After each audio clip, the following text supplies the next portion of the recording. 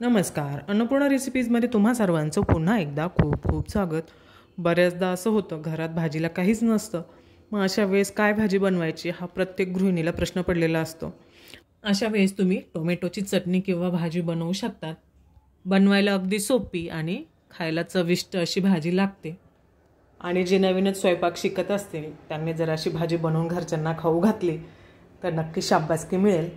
अशाच चटकदार रेसिपी बघण्यासाठी चॅनलला सबस्क्राईब करा आणि रेसिपीला लाईक करा.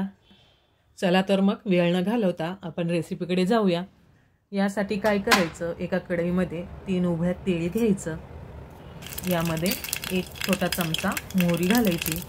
मोहरी चांगली तडतडू द्यायची. त्यानंतर अर्धा चमचा जिरं घालायचं.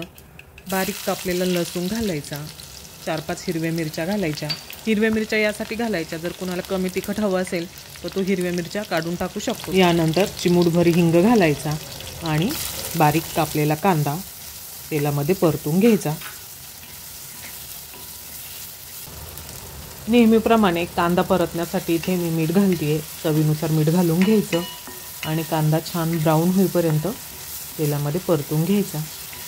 आता यामध्ये 1 चमचा बेसन घालून तेही कांद्यामध्ये परतून घ्यायचं आणि बारीक कापलेला टोमॅटो यामध्ये घालून घ्यायचा. आता यामध्ये वरतून सर्व मसाले घालायचे. 1 चमचा लाल तिखट, थोडी हळद, 1 चमचा धन पावडर, हे सर्व मिक्स करून घ्यायचं टोमॅटोमध्ये आणि छान टोमॅटोची भाजी परतून घ्यायची. थोडीशी कोथिंबीर घालायची. पोह्याचा 1 चमचा गूळ घालायचा आणि हे सुद्धा टोमॅटोमध्ये मिक्स करून घ्यायचं.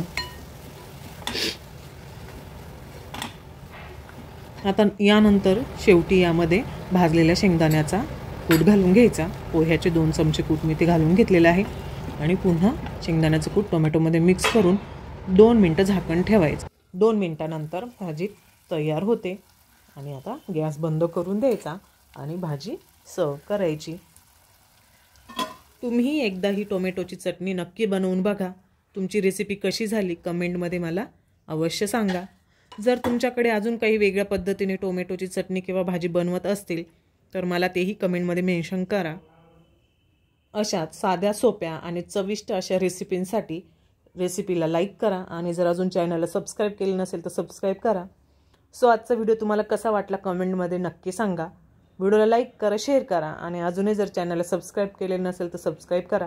सोबत वरती दिलेली बेल आयकॉन एक दाबा म्हणजे जेव्हाही नवीन व्हिडिओ अपलोड होईल तुम्हाला लगेचच नोटिफिकेशन मिळेल. व्हिडिओ बघितल्याबद्दल धन्यवाद.